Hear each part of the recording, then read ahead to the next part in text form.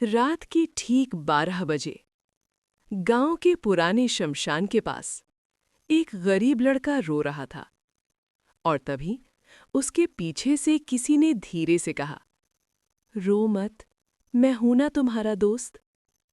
लड़का डर के मारे जम गया क्योंकि उसने पीछे मुड़कर देखा तो वहां कोई इंसान नहीं था।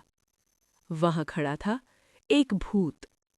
लेकिन अजीब बात ये थी कि उस भूत की आंखों में डर नहीं बल्कि दर्द था।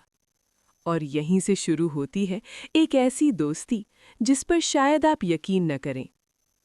एक छोटे से गांव में राहुल नाम का एक लड़का रहता था। उसकी उम्र करीब 10 साल थी। राहुल बहुत गरीब था। उसके पिता कई साल पहले शहर काम की तलाश में गए थे और फिर कभी वापस नहीं आए। उसकी माँ गांव के घरों में काम करके किसी तरह घर चलाती थी। राहुल का बचपन बाकी बच्चों जैसा नहीं था। जहां दूसरे बच्चे स्कूल के बाद खेलते थे, वहीं राहुल अक्सर जंगल से लकड़ियां इकट्ठा करता था। लेकिन राहुल के अंदर एक चीज बहुत खास थी।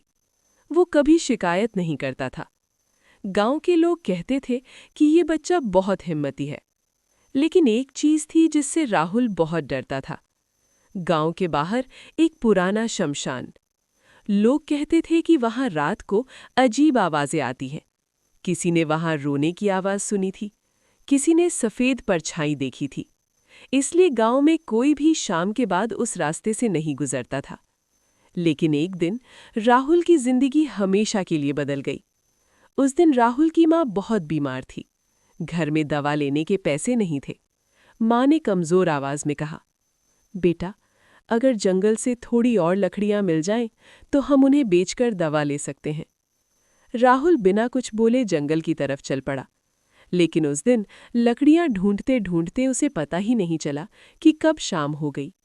आसमान धीरे धीरे काला हो गया, हवा ठंडी होने लगी और राहुल को अचानक एहसास हुआ कि वो उसी रास्ते पर है जो शमशान की तरफ जाता है। उसका दिल तेजी से धड़कने लगा, लेकिन उसे अपनी माँ की याद आई। उसने खुद से कहा, डरना नहीं है। वो आगे बढ़ता गया और तभी उसे रोने की आवाज सुनाई दी। पहले उसे लगा शायद हवा की आवाज है, लेकिन आवाज फिर आई। कोई सच में रो रहा था। राहुल ने डरते डरते आवाज की दिशा में देखा। शमशान के एक पुराने पेड़ के पास सफेद धुंध जैसी कोई चीज खड़ी थी। राहुल के पैर वहीं जम गए। उसने भागने की कोशिश की, लेकिन तभी वो आवाज आई, रुको, मत भागो।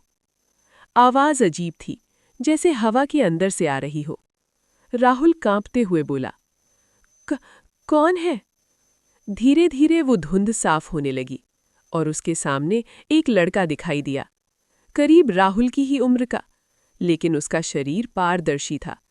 राहुल समझ गया, ये इंसान नहीं है, ये भूत है। राहुल की आंखों से आंसू निकल आए, लेकिन भूत ने कहा, डर मत, मैं तुम्हें नुकसान नहीं पहुंचाऊंगा।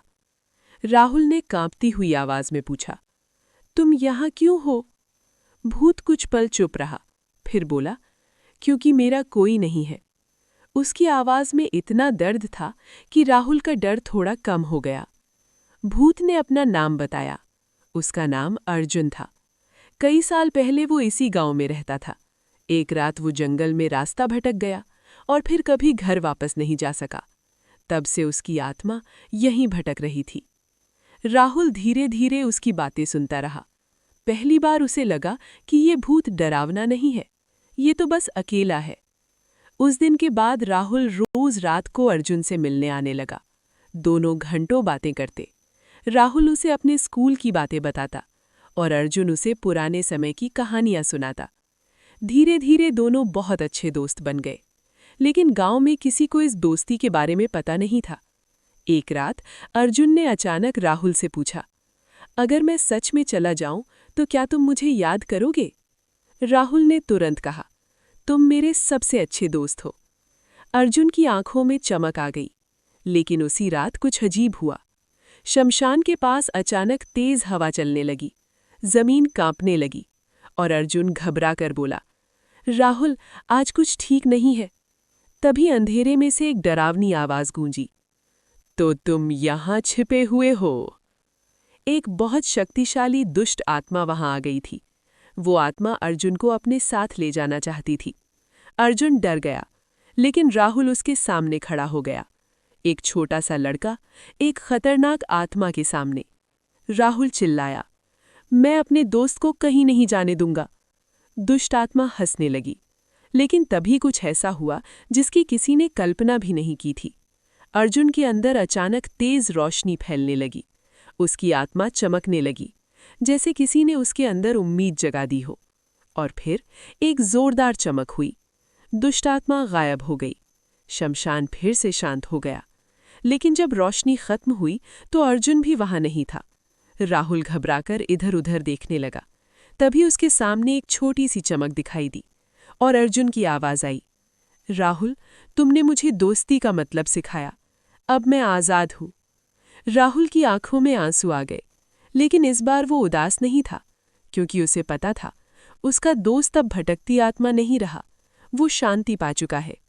उस रात के बाद राहुल कभी शमशान नहीं गया, लेकिन हर बार जब हवा धीरे से पेड़ों को हिलाती, राहुल मुस्कुरा देता, क्योंकि उसे लगता कहीं ना कहीं उसका दोस्त अर्जुन अभी भी उसे देख रहा है। और शायद दोस्ती सच में इतनी ताकतवर होती है कि वो भूत को भी आज़ादी दिला सकती है।